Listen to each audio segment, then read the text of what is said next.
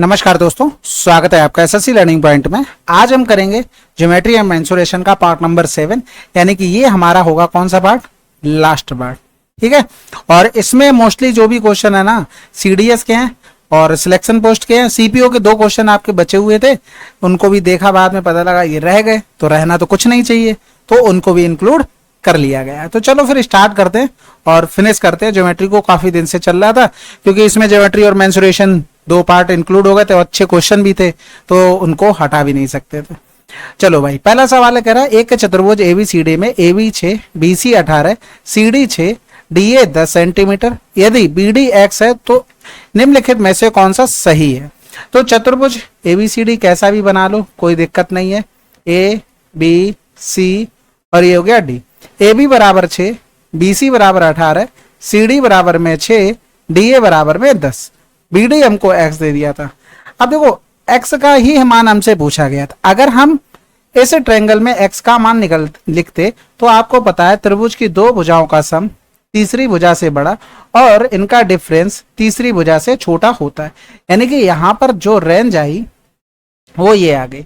इस ट्रायंगल से लिखते तो 18 + 6 से छोटा होता और 18 - 6 से बड़ा होता, यानी कि 24 is greater than x is greater than 18 से 6 गया तो 12 हो जाता। इसका मतलब ये है कि 12 से तो बड़ी होगी भुजा और 16 से छोटी होगी भुजा। ये हमारे पास रेंज बनेगी, यानी कि 16 ये हमारे पास आंसर। अगला सवाल कह रहा था त्रिज्या आर के 1/4 वृत्त में त्रिज्या आर का एक वृत्त अंकित है। तो कह रहा आर और आर का अनुपात क्या है। यहां पर हमारे पास सही था। तो सबसे पहले एक चीज समझो कि 1/4 वृत्त, यानी कि हमारे पास 1 सेकेंड 1/4 वृत्त हमें लेना था ना, ठीक है। तो इस तरीके से हमारे पास 1/4 वृत्त हो गया। अब देखो इसके अंदर सर्किल हम बहुत तरीके से बना सकते हैं, लेकिन एक स्टैंडर्ड तरीका होता है, उसी बेस्ड पे सवाल बनता है, नहीं तो कुछ ना कुछ देगा। तो ये एक हमारे पास इस तरीके का इसमें सर्किल बना होगा। ये क्या हुआ भाई, ये तो पूरा ही चला गया। ये इस तरीके से हमारे पास सर्किल बना होगा, इस तरीके से। अब यहाँ पर हमें जो जो दिया गया है उसको हम प्रॉपर लिखते हैं। 1 सेकेंड रुको। हाँ, यहां से हमने इसको ड्रा किया, ये क्या होगी हमारे पास कैपिटल आर होगी। अगर हम स्मॉल आर देखते तो यहां से यहां तक ये स्मॉल आर, इसको मिलाते ये भी स्मॉल आर, ये 90 डिग्री हो गया, ये 90 डिग्री, ये ऑलरेडी है क्योंकि 1/4 बोला था। 1/4 यानी कि पूरे में 360 एंगल होता है, 1/4 करेंगे तो कितना आ जाएगा, 90 डिग्री आ जाएगा। ठीक है, तो इसका मतलब ये क्या बन गया हमारे पास स्क्वायर। अब अगर हम यहां से यहां तक की देखते हैं, ये कितना होगा, √2r होगा, और इधर जो ये बचा ये क्या होगा, आर होगा।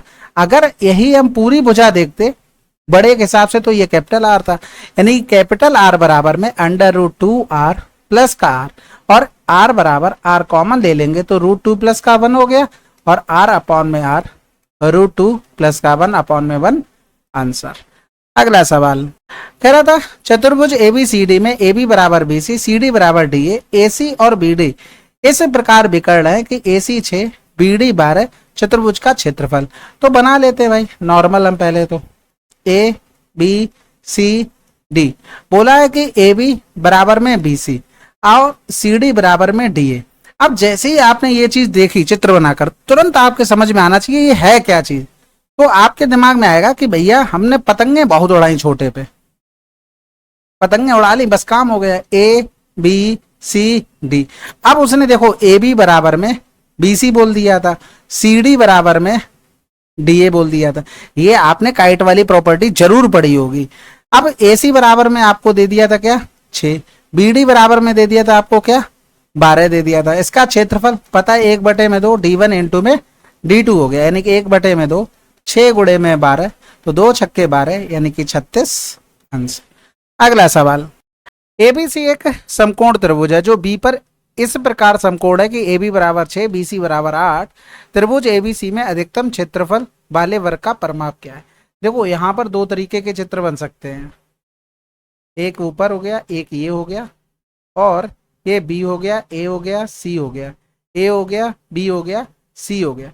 एक तो आप स्क्वायर इस तरीके से इसमें बना सकते हो, लेकिन ये मैक्सिमम नहीं होता है। मैक्सिमम होने के लिए ये इस तरीके का बनता है। इसमें ये परपेंडिकुलर, ये बेस, ये हाइपोटेनस। अगर ये x है हमारे पास, तो इस x को डायरेक्ट निकालने के आपके पास फार्मूला होता है कि पी बी अपॉन में p प्लस का b। यानी कि हम यहाँ पर देखेंगे ए बी हमको 6 दे दिया था और बी सी हमको 8 दे दिया था, यानी कि 8 गुणे में 6 प्लस का 8 6 14 हो गया। तो 8 गुणे में 6 बटे में 14, 2 तियां 6, 2 सत्ते 14, यानी कि 24 बटे में 7। ये हमारे पास साइड आ गई। हमसे पूछा गया था पेरीमीटर, यानी कि परमाप पूछा गया था। तो ये कितना हो जाएगा, 4x हो जाएगा। 4 इंटू में 24/7, यानी कि 96/7। अगला सवाल कह रहा था एक पाई आरेख 7 सेंटीमीटर त्रिज्या के साथ में सेक्टर के केंद्रीय कोण इतने इतने के अनुपात में है। यदि P सबसे छोटे क्षेत्र का क्षेत्रफल और Q सबसे बड़े क्षेत्र का क्षेत्रफल है, तो P प्लस Q किसके बराबर होगा। सबसे पहले देखो एक चीज यहां पर ये बना हुआ, इसमें कै सेक्टर है, 2 2 4 5, यानी कि यहां से 2 3 4 और 5, 1 हो गया, या ऐसे लिख लो 2 3 7 5 1। अगर हम यहां पर देखें ये अनुपात में दिए गए, पूरे का एरिया देखते हैं, हमें रेडियस तो 7 दी गई, यानी कि 3 2 5 1 6 और 6 5 11 11 7 18। हमारे हिसाब से पूरे जब हम एंगल लिखते तो वो कितने थे, 18। 18 एंगल होने पर पूरे में एरिया कितना आ जाता, 154। भाई 7 रेडियस, ये 154। अब वो ये कह रहा था कि P सबसे छोटे, यानी कि P इसका हो गया, Q सबसे बड़े, यानी Q इतना हो गया, यानी कि हमें 8 बराबर निकालना था, यानी कि 154 बटे में 18 गुणे में 8 हो गया। तो यहाँ पर करेंगे 2 ने में 18 और 2 चौकू 8 हो गया। इसके अलावा 4 चौकू 16, 15 चौकू 60, 616 बटे में 9, ये हमारे पास आंसर आ जाएगा। फिर कह रहा है यदि P सबसे छोटे खंड का परिमाप है तो 9P का मान क्या है। 9 का मल्टीपल चेक कर सकते हो। अब P सबसे छोटे खंड का परिमाप, यानी कि अगर हम एंगल लिखें 18 बराबर में हमें 360 डिग्री पता है, तो 1 बराबर में क्या होगा, 20 डिग्री है। सबसे पहले तो अगर हम परिधि की ही बात कर लें, ठीक है, यानी कि पेरीमीटर की बात करें, तो अगर 360 डिग्री होता तो हमारे पास कितना आ जाता, 44। आपको पता ना जब रेडियस 7 होती है तो 2 पाई r का मान कितना होता है, 44 होता है।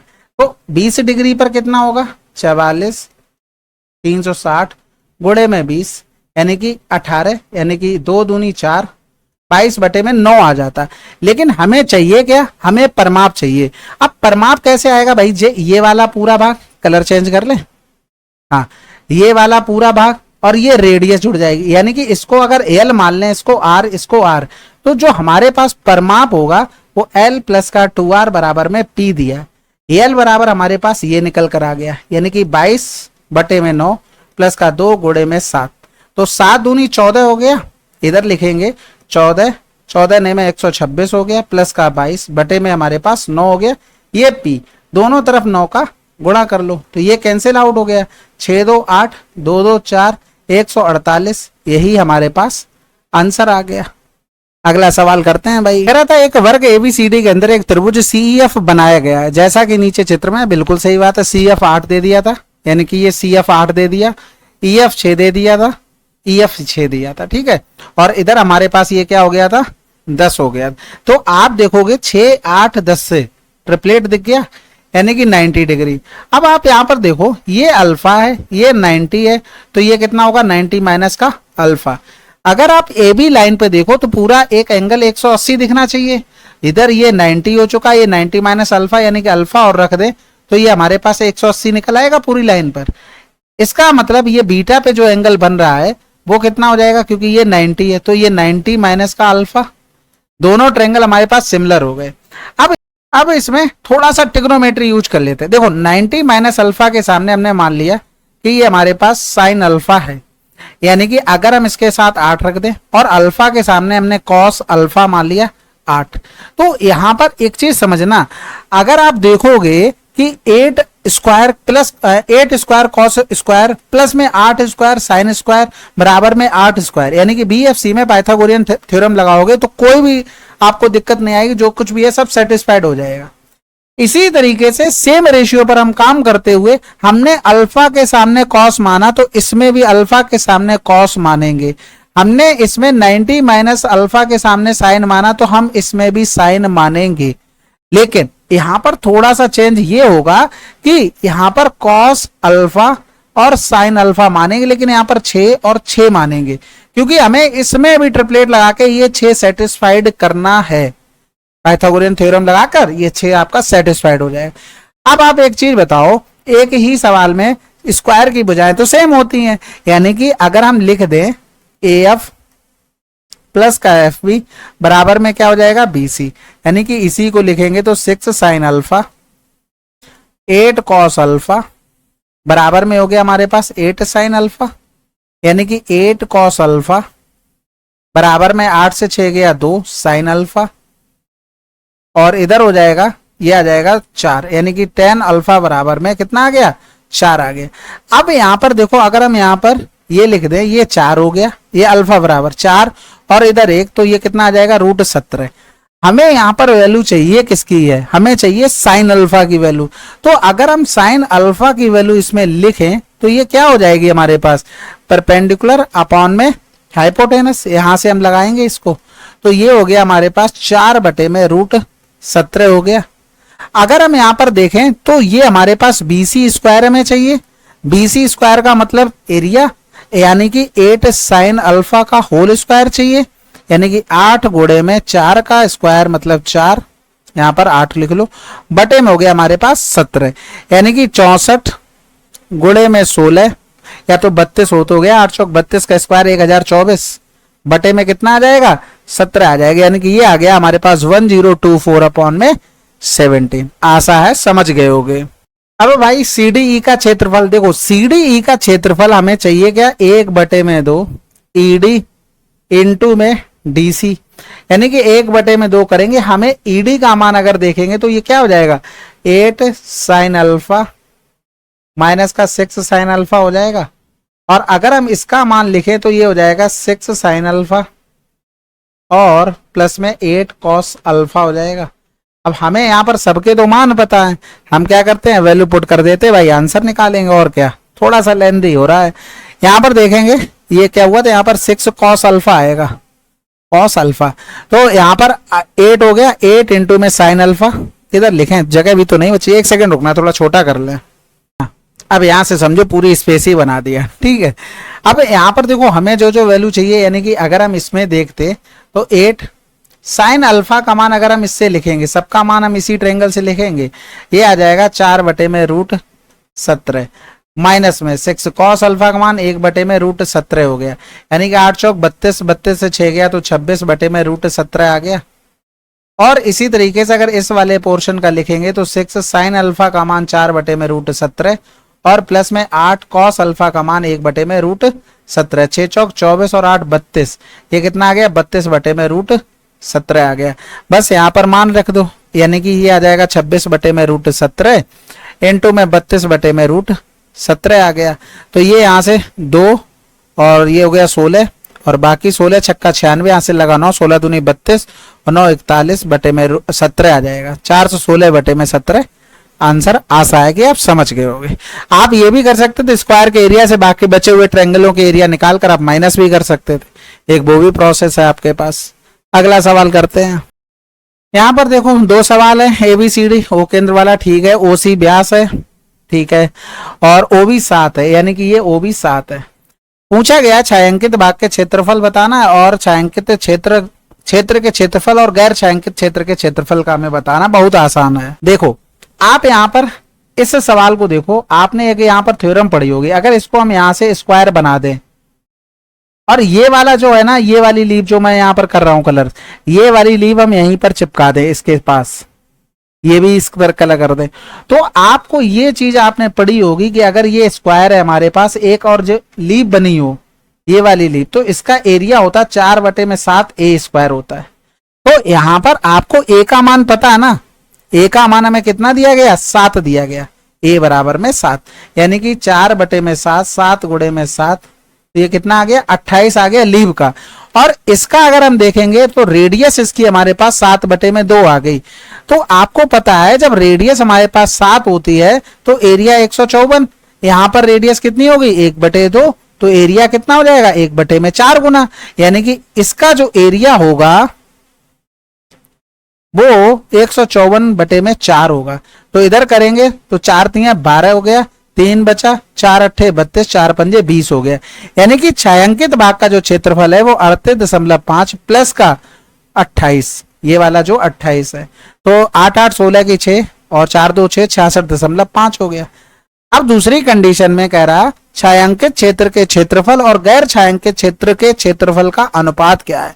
भाई कितना आसान है, छायांकित वाला तो हमें पता है 66.5 है, और गैर छायांकित वाला अगर देखेंगे तो पूरे का एरिया, भाई अगर पूरे सर्किल का एरिया हम लिखते तो रेडियस जब 7 है तो 154, और छायांकित भाग वाला हम इसमें से घटा देते हैं 66.5, यानी कि 66.5 घटा दो, 10 से 5 गया 5 हो गया, 13 से 6 गया तो 7 हो गया, 14 से 6 गया तो 8 हो गया, यानी कि 87.5 आ गया किसका, जो भाग हमारा छायांकित नहीं है, यानी कि कलर्ड शेडेड नहीं है, यही बोलेंगे ना। हाँ बस इसको यहां से हटाया, फिर इधर किया हमने तो 5 एकम 5, 5 15, 5 15, 5 एकम 5 3, 5 7 35, 55 25 और 7 दूनी 14 और 7 एकम 7, 7 नेम 63, आंसर आ गया। ठीक है, अगला सवाल देखो भाई, इसमें क्या क्या दिया गया था, PQ 5, ठीक है भाई PQ 5 हो गया। इसको तो अच्छा क्या पूछा गया, एमन। देखो सबसे पहले तो ये चित्र जिस हिसाब से बना, ये फिक्स पैटर्न का, अगर आपको ये दिया जाए x और ये यहाँ पर y दे दिया जाए और ये z पूछा जाए, तो हमेशा ध्यान रखना z बराबर x इंटू में y, x प्लस का y, ये याद रखना। इसका मान हमें दे दिया था 5, RS यानी कि ये हमको 3 दे दिया था, और हमसे पूछा गया एमन। तो सबसे पहले तो 5 गुणे में 3 बटे में 8 हो गया, यानी कि 15 बटे में 8 ही हमारे पास आ गया। अब अगर हम देखें, हमसे पूछा गया है चतुर्भुज PQNM का एरिया और चतुर्भुज RSNM का क्षेत्रफल पूछा गया। तो अगर PQNM आप थोड़ा सा देखो, भाई हाईलाइट करें क्या, थोड़ा सा हाइलाइटर यूज करें, कहां चला गया हाइलाइटर, ये रहा। आप देखना जिसको मैं डार्क कर रहा हूं, ये वाला भाग दिख रहा है ना, ये वाला भाग, ये आपको क्या दिख रहा है, कोई समलंब दिख रहा है, आइसोसेलेस दिख रहा है, क्वाड्रिलेटरल कुछ ऐसा कुछ। तो आपको पता है इसका जब हम एरिया लिखते हैं, कहां चला गया एंग, तो इसका जब एरिया लिखेंगे तो 1/2 पैरेलल साइड का सम, यानी कि 5 प्लस का ये z बराबर हमारे पास कितना आ गया था 15/8, यानी कि 15/8, और हाइट कितनी हो जाएगी हमारे पास, ये हाइट हो गई, ये 90 डिग्री बन रहा था, तो इधर हाइट हो जाएगी हमारे पास QN। इसी तरीके से अगर हम दूसरा देखें, अब हम कलर चेंज करके हाइलाइटर का रेड ले लिया, ये वाला देखो, इसी की तो बात कर रहा था, RSNM, आ रहे सनम, वाह क्या राइम बन रही है, ये वाला। अगर हम इसका भी देखें इत्मीनान से, तो क्या बात है भाई, तो ये हो जाएगा 1/2 पैरेलल साइड का सम, यानी कि 15/8 प्लस में 3, और यहां पर ये हमारे पास कितना हो जाएगा, RS नहीं होगा, ये होगा NS। अब हमें इन्हीं दोनों का रेशियो पता लग जाए, आंसर निकालने में कोई समस्या नहीं आएगी। हम एक ट्रायंगल को निकाल लेते हैं यहां से, उसी से काम चला लेंगे। देखो हमने यहां पर एक ट्रायंगल इस तरीके से निकाल लिया, ठीक है, ये हो गया P, ये हो गया Q, ये हो गया हमारे पास S, और ये हो गया M और N। अगर इधर देखो तो अगर रेशियो देखोगे तो ये 15/8 था, और ये हमारे पास PQ ये कितना था 5 था। अगर हम इन दोनों का रेशियो देखें, 5 रेशियो 15/8, तो 5 या 15, यानी कि 8 रेशियो में 3 हो गया, यानी कि ये साइड अगर 3 है तो ये साइड पूरी कितनी होगी, 8 होगी, और हमें Q1 चाहिए 5। तो अगर हम इनका रेशियो लिखें, अब आप ये मत समझना दूसरी साइड से भी लेना पड़े, जब मेंटेन करोगे तो बात तो वही बन जाएगी, तो हम एक ही रेशियो से काम कर लेते हैं ना, ठीक है। तो अगर हम QN की जगह, इसकी जगह अगर हम लिख दें क्या, QN कितना आया था 5, और NS कितना आया 3 आया था, तो सबसे पहले तो ये कैंसिल आउट हो गया, 8 पन्ना 40 और 10 50, 5 55/8 हो गया, बटे में 8 दिया 24 और 5 29 और 10 39/8 हो गया। इधर करेंगे तो ये 5/3 हो गया, ये इससे कैंसिल आउट हो गया, यानी कि कुछ कटने वाला तो है नहीं। 5 25, 5 25, 2 27, 3 नेम 27, 3 तरका 9 और 2 11, 275 बटे में 117। ये हमारे पास आंसर कहाँ चला गया पेन, ये आ गया हमारे पास आंसर। ठीक है, आशा है कि समझ गए होगे। अब इसमें देखो भाई, दो सवाल हमसे पूछे गए थे। यहाँ पर बोला था दो समरूप आयत है, यानी कि आइडेंटिकल रेक्टेंगल है, यानी कि समान आयत दिए गए हैं। ए बी बराबर में 1 हो गया और बी सी बराबर में 2 हो गया, यानी कि बी सी ये पूरा हमारे पास 2 हो गया। अब इसका मतलब ये भी 1 होगा और इसकी अगर पूरी हाइट ये देखेंगे लंबाई 2 होगी। सबसे पहले तो यहाँ पर एक चीज देखो, ये 90 डिग्री है तो इधर भी ये 90 डिग्री बनाएगा क्योंकि ये रेक्टेंगल है, और ये अगर अल्फा है तो ये क्या होगा, अल्फा होगा। इसका मतलब है ये दूसरा बीटा हो गया, इधर भी बीटा। तो ये जो त्रिभुज है दोनों ये क्या हो गए, ये सर्वांगसम हो गए, यानी कि कॉन्ग्रुएंट, क्योंकि साइड इक्वल है, दो एंगल बराबर हो गए, तो ये क्या हो गए, कॉन्ग्रुएंट हो गए। यहाँ पर अगर हम इसको x मानते हैं तो इसका मतलब ये भी x, ये कितना होगा 2 माइनस का x। रीजन इसके पीछे क्योंकि पूरी साइड 2 थी, ऊपर x मान लिया, नीचे 2 माइनस एक्स। इसमें भाई पाइथागोरस लगा देते हैं, तो 2 माइनस एक्स का होल स्क्वायर प्लस में 1 बराबर में एक्स स्क्वायर, यानी कि 1 बराबर में एक्स स्क्वायर माइनस में 2 माइनस का एक्स का होल स्क्वायर। इधर a plus B a minus B, यानी x माइनस का 2 माइनस का x हो गया, ये प्लस हो जाएगा क्योंकि जब माइनस करेंगे तो अंदर वाला माइनस माइनस प्लस हो जाएगा। इधर करेंगे तो x प्लस का 2 माइनस का x हो गया, ये यहाँ पर ये x से x कैंसिल आउट हो गया, इधर 2x माइनस का 2 और इनटू में 2 आ गया, यानी कि 1 बटे में 2 आ गया। ये वाला 2 इस साइड आ जाएगा, यानी कि प्लस का हो जाएगा, 5 बटे में 2 हो जाएगा, और ये 2 भी नीचे x वाला, यानी कि 5 बटे में 4 आ गया। अब कुछ बचा सवाल में, कुछ भी नहीं बचा, हमारे पास 5 बटे 4 आ गया। अब इस पे देखो एक लाइन ये ड्रॉ कर दो, ये भी तो 90 डिग्री होगा, यानी कि ये हाइट हो गई, ये हाइट कितनी हो गई 1 हो गई। यानी कि आप किसी क्वाड्रिलेटरल का जब एरिया निकालते तो बेस इंटू में हाइट हो जाता, यानी कि बेस हमारे पास देखेंगे तो कितना हो गया था, बेस यार की भुजा की बात कर रहे हैं। ठीक है, तो हमारे पास साइड कितनी आ गई थी 5 बटे में 4 और हाइट कितनी है 1, तो ये हमारे पास आंसर 1 आ गया। अब हमें निकालना है गैर अतिव्यापी का, यानी कि जो नॉन ओवरलैपिंग है। तो दो आयत का अगर एरिया देखते तो 2 इंटू में 1 इंटू में 2 हो जाता, लेंथ इंटू में ब्रेथ, यही तो होता, और 2 हो जाता।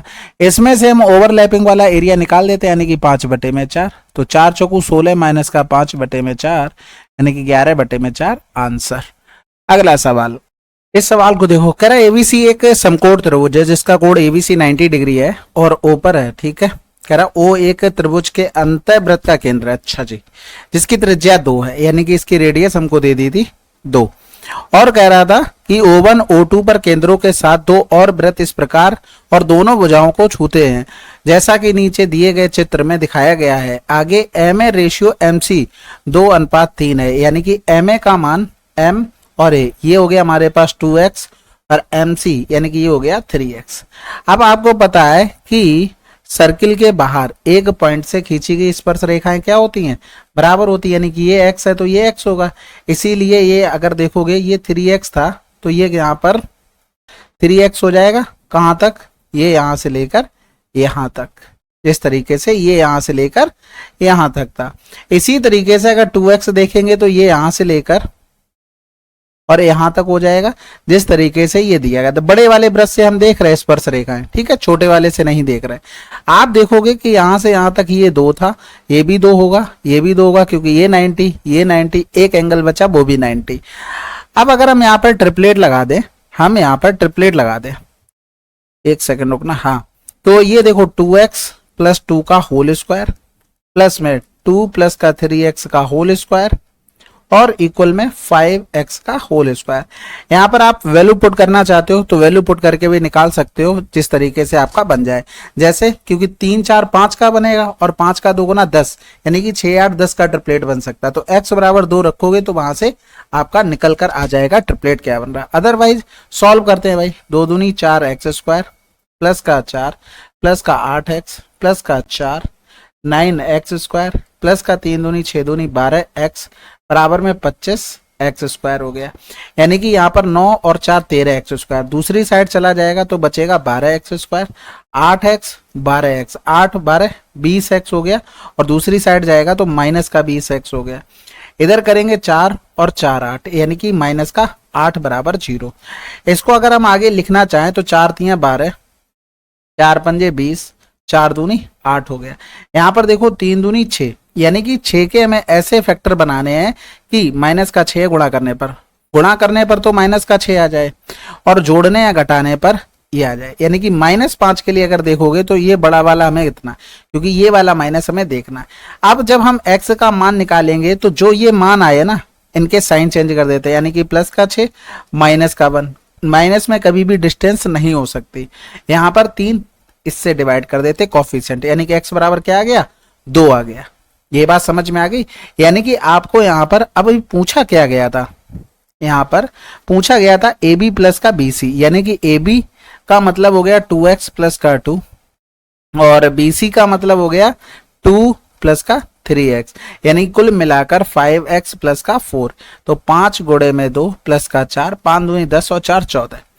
अब ऑप्शन इस तरीके से दिए गए थे। अगर आपके पास टाइम कम बचता है और अगर जल्दबाजी में आंसर लगाना है तो आप यहाँ पर देखो 5x प्लस का 4 बराबर में कुछ आंसर दिया होगा।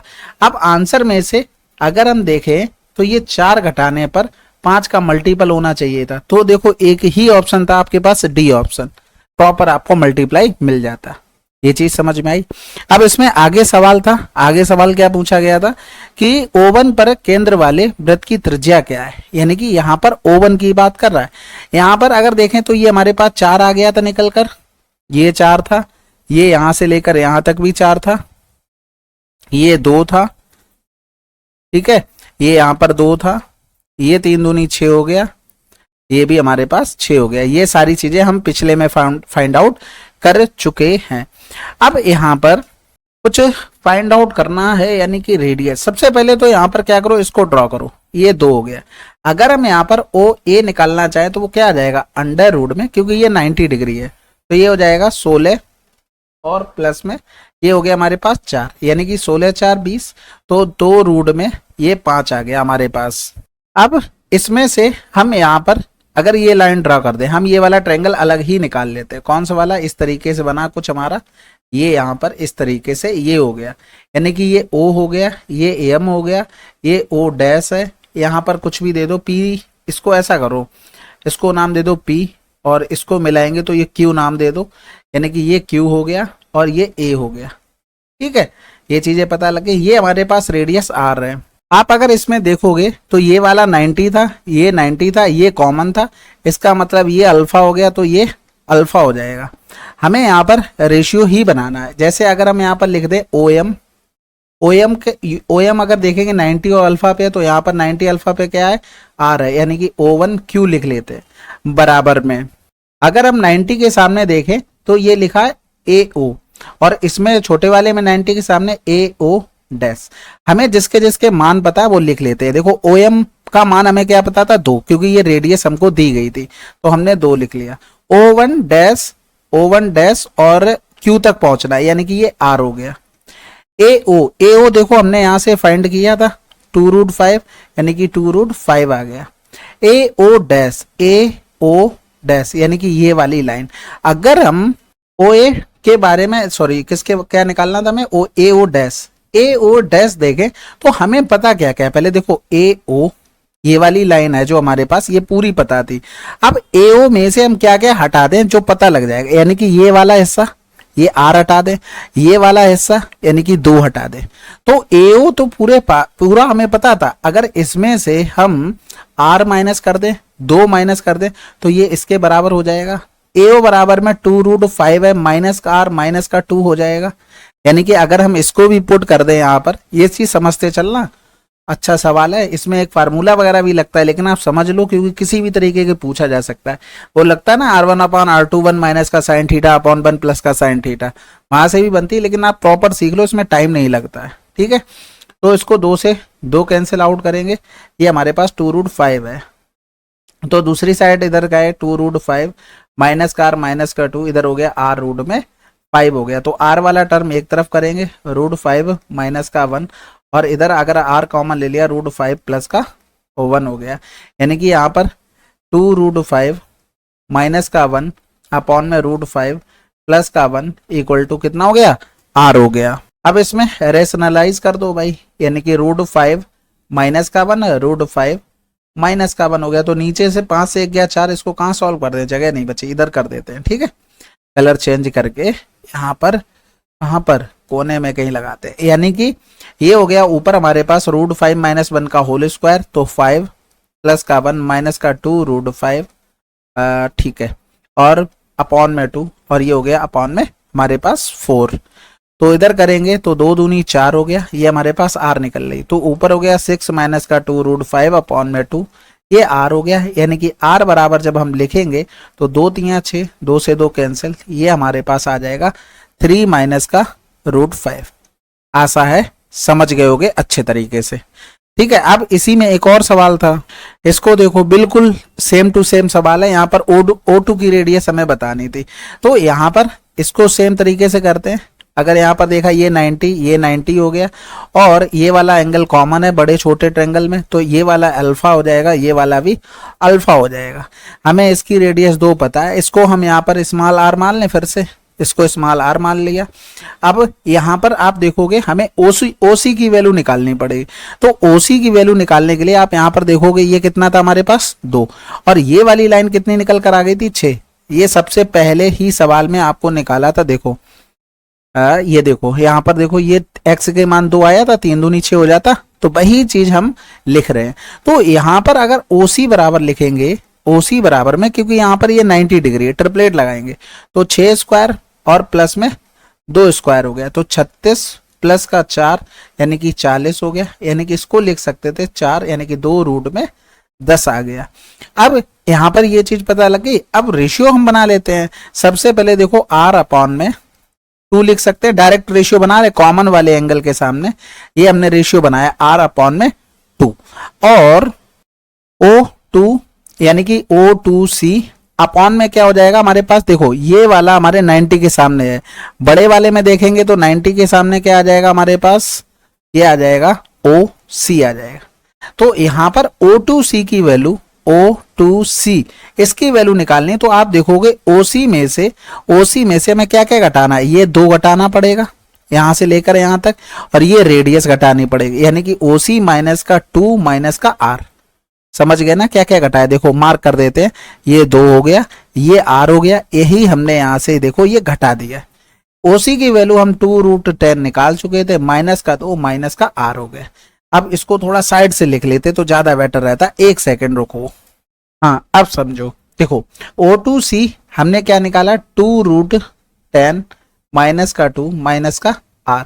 OC की वैल्यू हमें पता थी 2√10 हो गया, 2 से 2 ये कैंसिल आउट हो गया, यानी कि r√10 इक्वल 2√10 माइनस का 2 माइनस का r। अगर हम एक साइड कर लेते हैं तो ये हो जाएगा हमारे पास 2r, सॉरी r इधर इस साइड आ गया, तो ये हो गया √10 प्लस का 1, और इधर हो गया 2 कॉमन लेके √10 माइनस का 1।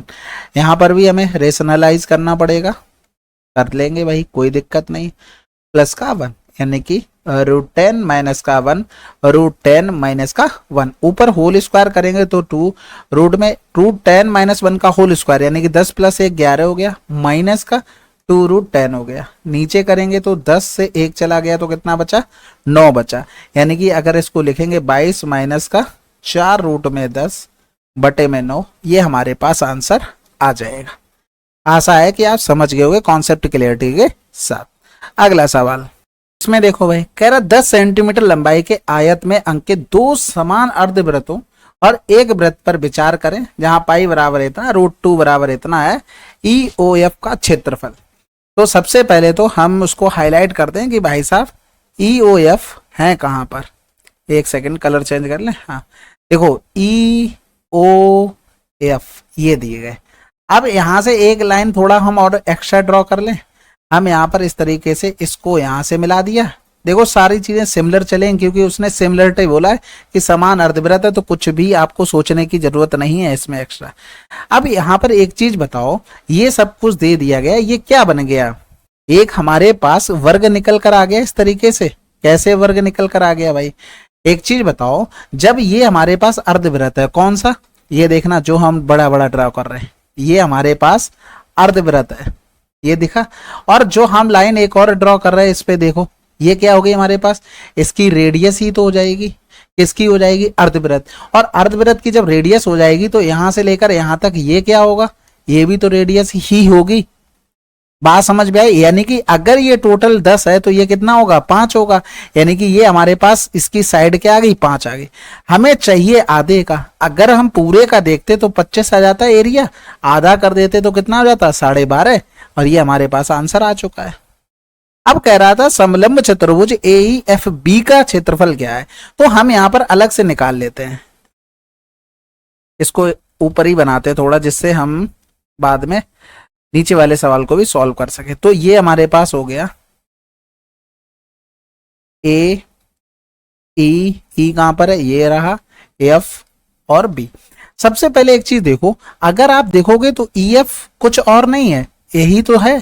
EF अगर देखोगे तो 5√2 हो गया, यानी कि ये 5√2 हो गया। और अगर AB को यहां पर देखोगे तो AB हमारे पास कितना हो गया, 10। अब हमें हाइट मिल जाए तो हमारा यहां पर काम हो जाएगा। बिल्कुल, इसी को हम नाम दे दें, नाम क्या दे दें, इसी को तो हमें फाइंड आउट करना है। हम यहां पर देखना, ये चित्र है, एक डार्क कलर ले लें हम, उसको आपको हाईलाइटर से समझा दें। ये हो गया हमारे पास ब्लैक कलर। देखो ये वाला देखना, ये वाला हिस्सा, ये वाला हिस्सा और इस वाले हिस्से को मिलाते हैं, ठीक है। इसको अगर हम देखें तो ये हमारे पास कुछ नहीं, ये हमारे पास रेडियस हो गई, यानी कि जो डार्क वाला हिस्सा है वो हमने यहां से इसको अरे उल्टा बना दिया।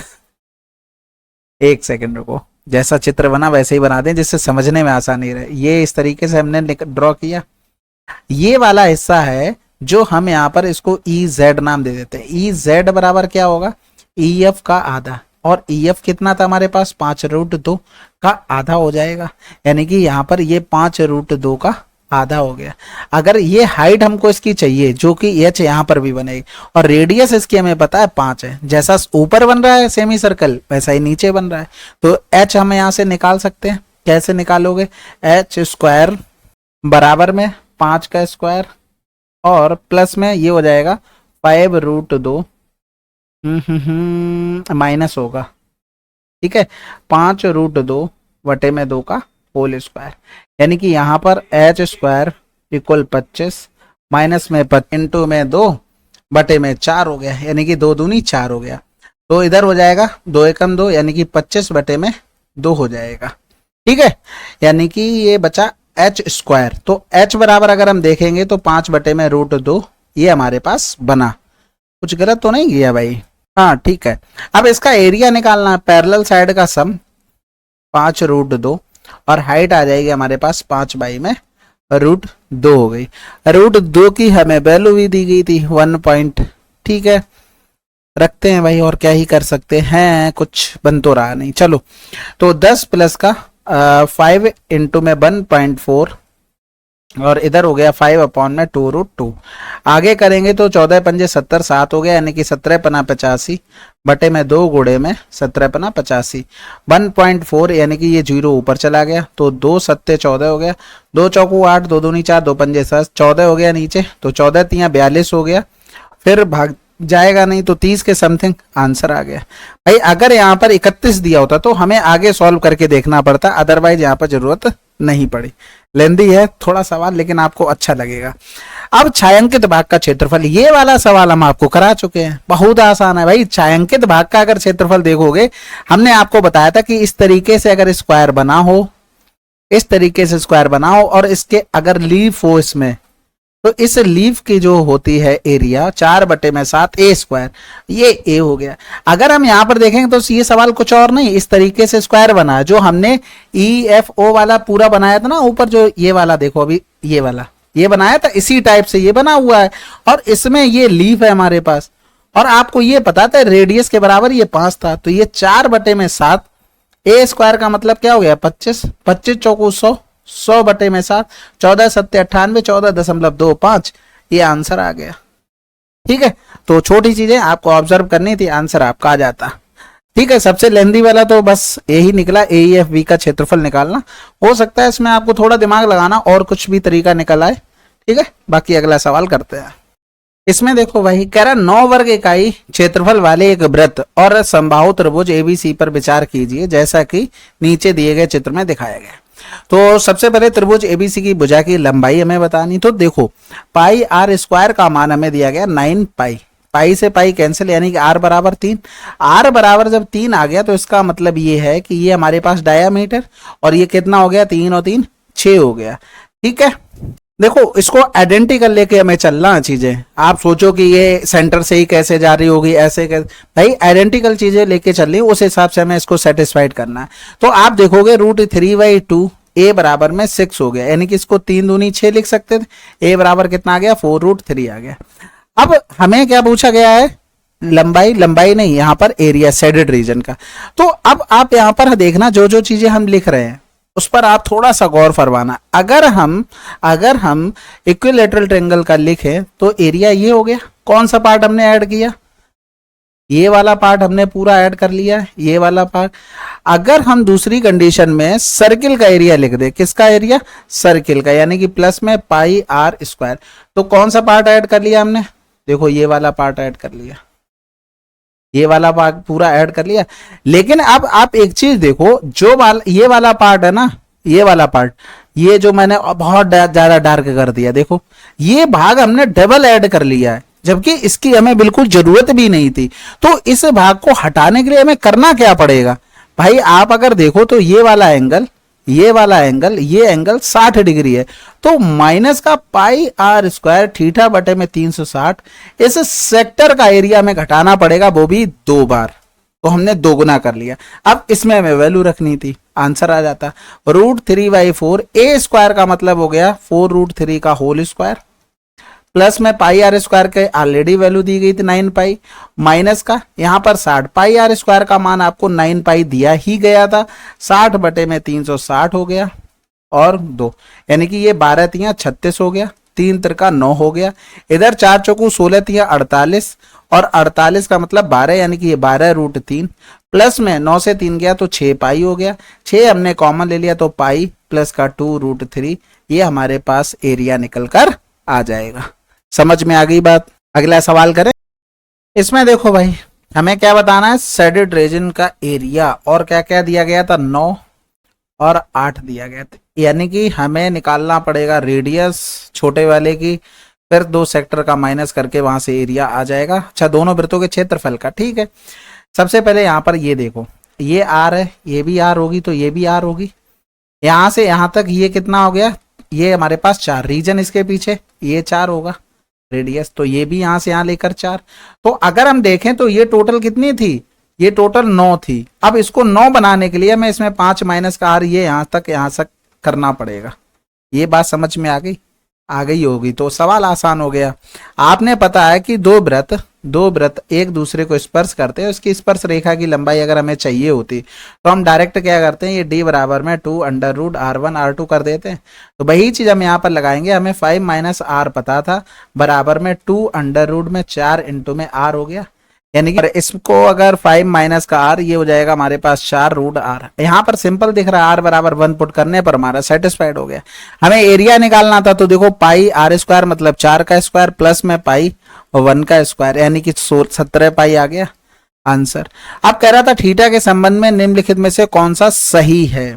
तो सबसे पहले तो अगर हम यहाँ पर देखें तो इस लाइन को ड्रॉ करते हैं, इस लाइन को अगर हमने ड्रॉ किया तो ये आ गई हमारे पास 4, ठीक है। ये हमारे पास 1 था, ये हमारे पास 4 था, 5, यानी कि ये ट्रिपलेट से कितना हो गया, ये 3 हो गया। यानी कि जो हमारे पास एंगल अब इस तरीके से बनेगा, ये हो गया हमारे पास 3, ये हो गया हमारे पास 5, ये हो गया 4, और ये हमारे पास थीटा बन रहा है। मैं अगर हम tan थीटा लिखें, tan थीटा अगर हम लिखते हैं तो ये आ जाएगा 4 बटे में 3, यानी कि 1.33। ये तो बात फैक्ट हो गई, 45 डिग्री से बड़ा होगा। अगर यहाँ पर देखो 1.33, अगर tan 60 डिग्री का मान लिखते हैं हम तो क्या आ जाता, √3, यानी कि 1.732, यानी कि 60 डिग्री से छोटा आ रहा है 1.33। तो हमारे पास जो रेंज आई वो क्या आई, यही तो रेंज आई है, बात खत्म हो गई, और एक्स्ट्रा कुछ चेक करने की जरूरत भी नहीं, क्योंकि हमने tan थीटा लगाया तो 1.33 आया। इसका मतलब जो रेंज है हमारी एग्जैक्ट वैल्यू आ गई ना 1.33। 45 का मान 1 होता है, 1 से तो बड़ा है, और tan में अगर 60 रखते हैं तो √3 की वैल्यू 1.732, उससे छोटा है। तो आप एक चीज देख लो, 60 से छोटा 45 से बड़ा। अब पूछा गया है छायांकित भाग का क्षेत्रफल। इसके लिए ऐसा करते हैं, इसको कॉपी करके आगे बढ़ाते हैं। ठीक है, एक सेकंड रुको, इसको आगे करके, कहाँ चला गया, आगे बढ़ गया कि नहीं बढ़ा, हाँ ठीक है, इसको यहाँ पर करते हैं इरेज करके। अब ठीक है ना, आप समझो, देखो हमें पता क्या क्या है, r बराबर 1 पता है, कैपिटल R बराबर 4 पता है, ये डिस्टेंस हमको 5 माइनस का r इक्वल टू मतलब 4 पता था। ठीक है, ये हमने फाइंड आउट किया था। आप देखो हमें इसमें से ट्रेपेजियम का एरिया पूरा लेना पड़ेगा, यानी कि अगर हम हाईलाइट करके देखें इस चीज को तो आपको पता लगेगा कि कौन सा हमें ट्रेपेजियम लेना है। ये वाला देखना, ये ट्रेपेजियम, ये ट्रेपेजियम, और इस ट्रेपेजियम में से अगर हम ये वाले दो सेक्टर, ये वाला एक सेक्टर, ये वाला एक सेक्टर, ये हटा दें तो हमें एरिया पता लग जाएगा सैडेड रीजन का जो हमें चाहिए। तो सबसे पहले तो आप ट्रेपेजियम का एरिया देखोगे तो पैरेलल साइड का सम यानी कि 4 प्लस का 1, हाइट कितनी हो गई, 4 हो गई, क्योंकि यहाँ पर ये भी 90 था और ये भी 90 था। ठीक है, अगर हम यहाँ पर देखें कि दो सेक्टर जो हमने माने हैं वो अगर एरिया हम इसमें से घटा दें, एक तो यहाँ पर थीटा बन रहा था यानी कि पाई r स्क्वायर थीटा बटे में 360, और प्लस में आपको पता है कि कोई भी क्वाड्रिलेटर होता है उनके एंगलों का सम 360 होता है। तो आपको पता है दो एंगल इसमें 90, एक तो ये वाला एंगल, एक तो ये वाला एंगल, आपको दिख रहा होगा। तो ये वाला एंगल कितना बचेगा, क्योंकि ये थीटा हो गया तो ये 180 माइनस का थीटा बचेगा, यानी कि अगर हम यहाँ पर लिखेंगे तो पाई r स्क्वायर 180 माइनस का थीटा बटे में 360, यही तो बचेगा हमारे पास। तो केवल इसी पार्ट को हम सॉल्व करते हैं। r की वैल्यू 4 चौकू 16 पाई थीटा बटे में 360, प्लस में यहाँ पर 1 हो जाएगा यानी कि 180 पाई बटे में 360 डिग्री लिख लो, और माइनस का पाई थीटा बटे में 360 ये लिख सकते हैं हम, बिल्कुल। इधर करेंगे 2 दूनी 4 यानी कि 5 दूनी 10 हो गया। अगर हम थीटा वाले दोनों सॉल्व करते हैं तो ये बन जाएगा 15 थीटा 15 पाई थीटा बटे में 360, और ये हो गया हमारे पास पाई बाई 2 हो गया, क्योंकि ये 360 डिग्री था, ये हमारे पास माइनस में यानी कि ये 10 हो गया। अब तो आसान हो गया ना, इधर करेंगे तो 15 दूनी 30 15 चौकू 60 हो गया।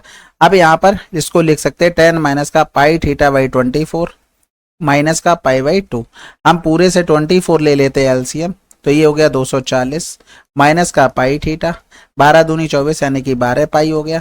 अब इसको आगे पीछे करके जैसा भी लिखा गया होगा उसको लिख लो आंसर। ठीक है, अगला सवाल करते हैं भाई। इसमें देखो भाई, माना ABCD 6 सेंटीमीटर त्रिज्या वाले वृत्त का व्यास है 6 सेंटीमीटर त्रिज्या वाले, यानी कि इसका मतलब ये कितना हो गया, 12 हो गया। कह रहा है ABBCD बराबर है, ABBCD बराबर है यानी कि 4 4 और 4 हो गया। फिर कह रहा था AB और BD व्यास के साथ अर्धवृत्त बनाए गए हैं, कह रहा था छायांकित क्षेत्र और बिना छायांकित क्षेत्र का क्षेत्रफल का अनुपात। देखो सबसे पहले तो इसको ले लेते हैं कैपिटल R, और ये हो जाएगी हमारे पास R1 बराबर में 2, और इधर देखेंगे तो इसका व्यास कितना हो गया, 8 हो गया, यानी कि R2 बराबर में कितना हो गया हमारे पास, 4 हो गया। समझ में आ गई बात, यानी कि अगर हम इधर से इसका एरिया लिखना चाहें तो आप देखोगे कि पाई r स्क्वायर बाई में 2 अर्धवृत्त का एरिया माइनस में 2 अर्धवृत्त का एरिया, यानी कि अगर हम देखें तो पाई r1 स्क्वायर बाई 2 माइनस का पाई r2 स्क्वायर बाई 2 हो गया। क्योंकि अर्धवृत्त का एरिया लिखना तो हमें ऐसे ही लिखना पड़ेगा।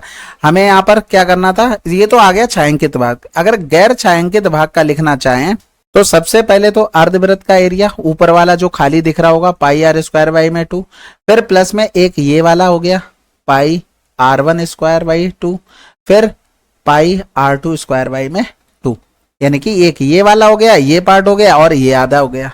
अब इसमें से जो भी हमारे पास कटने वाले लायक है तो यानी कि 2 2 2 2 2 2 पाई पाई पाई पाई और पाई और पाई। कैपिटल R का मान हमारे पास जो दिया गया है वो 6 दिया गया भाई, पूरी 12 थी, रेडियस हमारे पास 6 यानी कि 36। R1 का मान 4 हो गया, R2 का मान 16 हो गया, और रेशियो में R स्क्वायर यानी कि 36 4 और 16 यानी कि 16 4 20 30 20 50 यानी कि ये 56 आ गया। 16 4 20 यानी कि ये 16 हो गया, यानी कि 16 4 चौकू 16 4 एकम 4 4 चौकू 16 2 दूनी 4 2 सत्ते 14, ये 2 अनुपात 7 आ गया। अब यहाँ पर ये तो निकल कर आए, कह रहा छायांकित क्षेत्र की परिधि बतानी है। तो सबसे पहले तो देखो, अगर हम देखते तो जो छायांकित क्षेत्र है वो इस तरीके से बना हुआ है, ये इतना भाग हमें चाहिए होगा, इसकी परिधि, परमाप नहीं बोला है, परिधि बोली है, परमाप बोलता तो इसमें रेडियस भी ऐड करनी पड़ती, ये वाला भाग हमें लेना पड़ेगा, ये परिधि हमें लेनी पड़ेगी, और एक हमारे पास जो ये बड़ा बना है इसकी परिधि लेनी पड़ेगी, यानी कि 2 पाई आर बड़े वाले वृत्त की है, इसकी आधी परिधि हो गई, छोटे वाले 2 पाई आर वन ये पूरे को हो गई, आधा हमें लेना पड़ेगा, 2 पाई R2 इसका भी आधा लेना पड़ेगा। तो ये 2 से 2 और 2 से 2 कैंसिल आउट हो गया, यानी कि 6 पाई प्लस का यहाँ पर 2 पाई प्लस का हमारे पास 4 पाई, 6 2 8 4 12 पाई, ये हमारे पास आंसर। अगला सवाल, अब इसमें देखो भाई स्टेटमेंट वाले क्वेश्चन है, तो स्टेटमेंट पहले या दूसरे के साथ सॉल्व हो सकता है कि नहीं हो सकता, वो सारी चीजें हटा दी गई हैं, हम लोग सिर्फ सोल्यूशन पे ध्यान देंगे थोड़ा। तो कह रहा था लंबाई x और चौड़ाई y वाले आयत का क्षेत्रफल p है और समांतर चतुर्भुज, ये जरूरी नहीं कि वो x और y आसन्न भुजाएं यानी कि एडजेसेंट साइड नहीं है, का क्षेत्रफल क्या है। सबसे पहले देखो एक आयत, इसकी साइड हमको बोल दी थी लंबाई x और y, इसका एरिया हमको बोल दिया था p, और एक हम यहाँ पर बना लेते हैं, इसमें क्या करा था x है और ये कोई y है, लेकिन आयत नहीं है, ठीक है, ये लिखा हुआ है आयत नहीं है। देखो सिंपल सी बात यहां पर समझना, ये क्यों है, हमसे पूछा गया है कि हम प्रूव कर सकते हैं इनसे P is greater than Q और नॉट।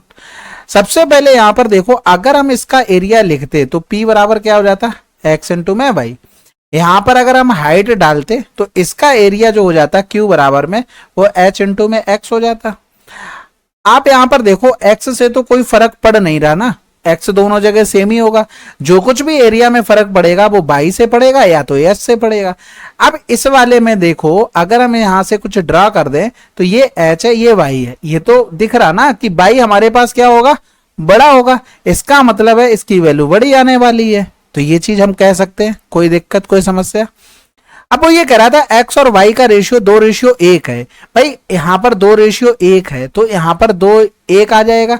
अब यहां पर ये तो बात कंफर्म है भाई ज्यादा है, भाई h से ज्यादा है तो उससे तो कोई फर्क ही नहीं पड़ रहा, यानी कि ये जो माना है इससे हम आंसर निकाल सकते हैं कि p is greater than q, ratio में दिया गया वो दोनों जगह सेम ही काम करेगा, भाई दोनों में एक्स वाई की वैल्यू है, दोनों से मैच निकालेंगे कंडीशन तो रेशियो में वो भी बनेगी, यानी कि अगर ये स्टेटमेंट ना भी देते तब भी हम नॉर्मली कह सकते थे, तो इससे हम कह सकते हैं।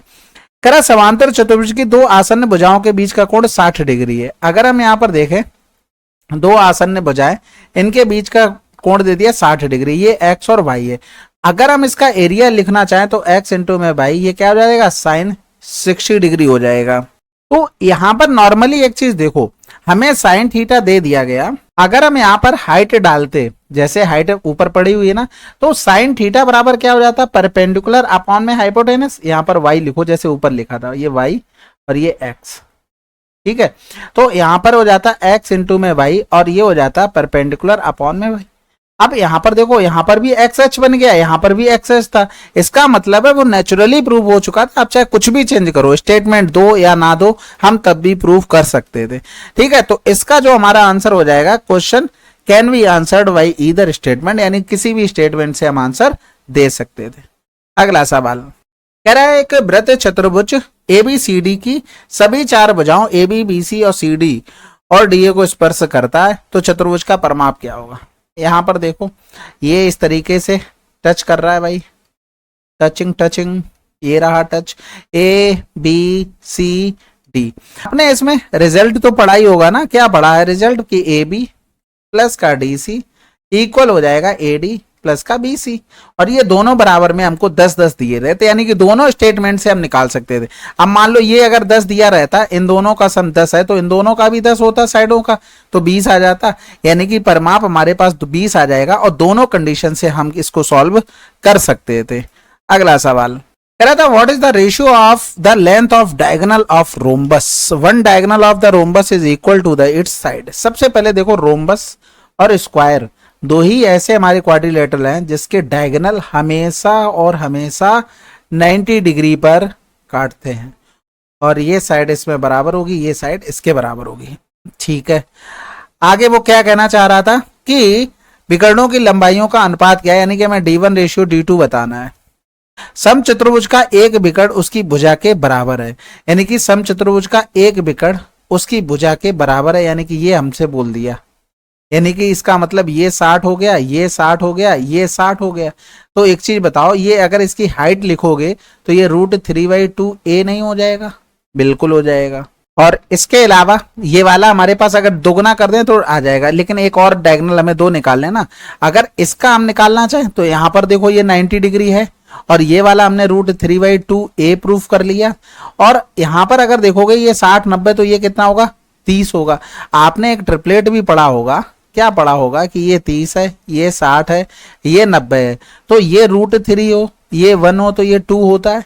यानी कि हमें ये वाली साइड चाहिए। √3 बराबर में आपको √3/2a दे दिया था, आपको एक बराबर निकालना था, यानी कि √3 से कैंसिल बाई तो a/2 आ जाता। यानी कि डायगोनल का हम रेशियो लिखते जो हमारे पास D1 है, यानी कि हम इसको मान लेते D1, और इसका आ जाएगा ये लिखा हुआ आधा, और ये लिखा हुआ D2 का आधा, बस। यानी कि अगर हम लिखेंगे तो ये D1 का आधा, यानी कि D1 लिख लेंगे तो 2 गुणे में √3/2 और a हो गया रेशियो में a/2 इंटू में 2, ये हो गया D2। ठीक है, तो ये इससे कैंसिल आउट, ये इससे, यानी कि √3:2 में 1 आ गया हमारे पास रेशियो। पहले से तो हम निकाल सकते हैं। कह रहा समचतुर्भुज का लंबा विकर्ण उसकी भुजा के √3 गुना होगा। तो भाई देखो, हमने यहाँ पर जो निकाला है बड़ा विकर्ण, वो कितना निकल कर आया? देखो यहाँ पर √3/a2 है, सबसे बड़ा विकर्ण यही आया, और ये हो गया डायगोनल। और इसकी साइड की बात करें तो a हो गई हमारे पास, लेकिन यहाँ पर अच्छा यहाँ पर 2 गुना होगा ना, ठीक है, क्योंकि विकर्ण हमने अब जितने भी निकाले वो आधे आधे निकाले हैं, तो ये 2 गुना कर दिया, बड़ा विकर्ण आ गया, पूरी लाइन की आ गई। इसका अगर करेंगे ये कैंसिल आउट, यानी कि √3 1 आ गया, इसका देखो √3 गुना हो रहा था, यानी कि आंसर आ गया। यानी कि हम सिंपल सा यहाँ पर कह सकते हैं कि question can be answered by either statement alone. ठीक है, अगला सवाल कह रहा त्रिज्या r वाले एक वृत्त की जीवा त्रिज्या r वाले सकेंद्रीय वृत्त की परिधि पर स्थित एक बिंदु को स्पर्श करती है। ठीक है, जीवा की लंबाई इतनी 24 इकाई, और r के मान क्या हैं? सबसे पहले तो देखो, अगर हम यहाँ पर बात करें, क्या बात करें कि वो कह रहा था ये वृत्त है और एक ये वृत्त है। ठीक है, जीवा इसको यहाँ टच कर रही है, जिसकी लेंथ हमको 24 दे दी, यानी कि 12 हो गया। ये स्मॉल r, ये कैपिटल R। ठीक है, अगर हम यहाँ पर देखेंगे तो r² - r² बराबर में 12 बारी हम 144, हमने ट्रिपलेट लगा दिया। अब अगर इसको लिख दे r माइनस का r और r प्लस का r, तो बराबर में क्या हो जाएगा? 144। अब यहाँ पर देखो, हम वैल्यू निकाल सकते हैं, इंटीजर बोल दिया है तो इसकी वैल्यू फाइंड आउट कर सकते हैं। कैसे? हमने यहाँ पर 1 रख लिया, तो r प्लस r बराबर ये हो गया, r माइनस r बराबर ये हो जाएगा।